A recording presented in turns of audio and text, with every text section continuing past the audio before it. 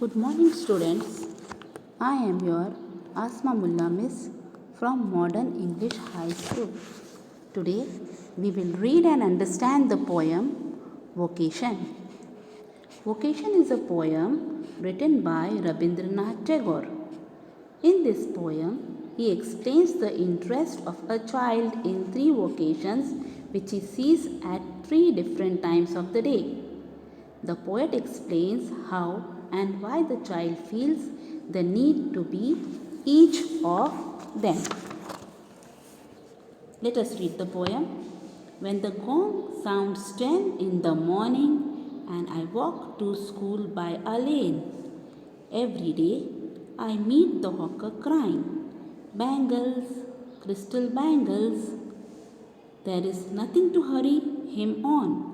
There is no road he must take, no place he must go to, no time when he must come home.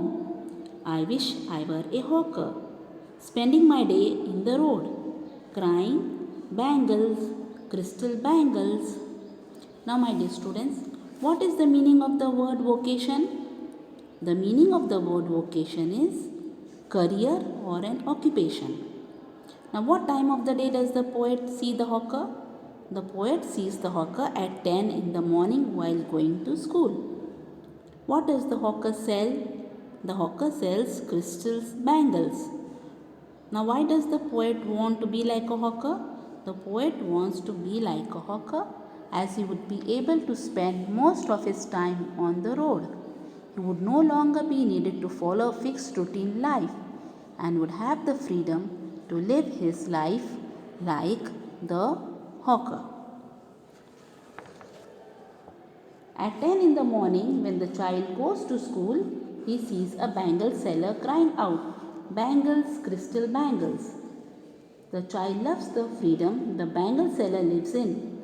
He can follow any road, go to any place, and has no fixed time to do anything. In fact, the bangle seller is no hurry.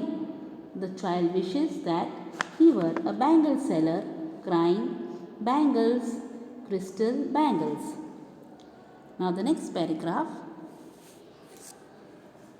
When at 4 in the afternoon I come back from the school, I can see through the gate of different house the gardener digging the ground. He does what he likes with his spade. He soils his clothes with dust. Nobody takes him to task if he baked in the sun or gets wet. I wish I were a gardener digging away at the garden with nobody to stop me from digging. Now, when does the speaker return from school? The speaker returns from school at 4 in the evening. What is the gardener doing with his spade?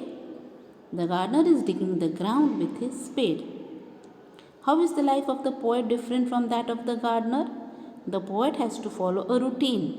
He has a list of things he must do and must not do, whereas the gardener is free to do what he wants without being questioned. Now, what does the poet want to be? The poet wants to be a gardener to enjoy the freedom just like the gardener does. What is the gardener not bothered about?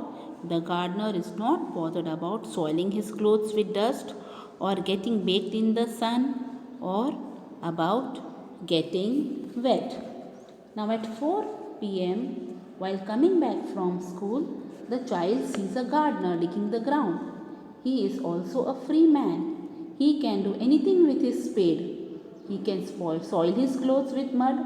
No one rebukes or reprimands him if he gets wet. None can stop him from digging. So the child wishes to be a gardener, digging the ground with freedom. Now, the next paragraph. I can see through my open window the watchman walking up and down. The lane is dark and lonely, and the street lamp stands like a giant with one red eye in its head.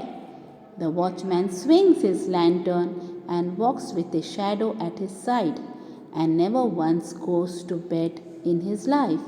I wish I were a watchman, walking the street at night, chasing the shadows with my lantern. Now, what does the speaker's mother do as it gets dark? The speaker's mother sends him to bed as it gets dark. What does the speaker see through his open window? The speaker, that is the poet, sees through his open window a watchman walking up and down the road. Describe the lane that the speaker can see from his open window. The lane that the speaker sees from his open window is dark and deserted. What does the poet like about the watchman? The poet likes the way the watchman is allowed to walk freely in the dark and lonely streets without any fear. What does the poet compare the street lamp with? The poet compares the street lamp with a giant who is tall and has one red eye on the forehead. Now, in the last paragraph, when night comes, the child's mother sends him to bed. The child then sees through the open window a watchman walking up and down the dark, lonely lane. The street lamp stands like a giant with one red eye in its head. The watchman swings his lantern. He never goes to bed.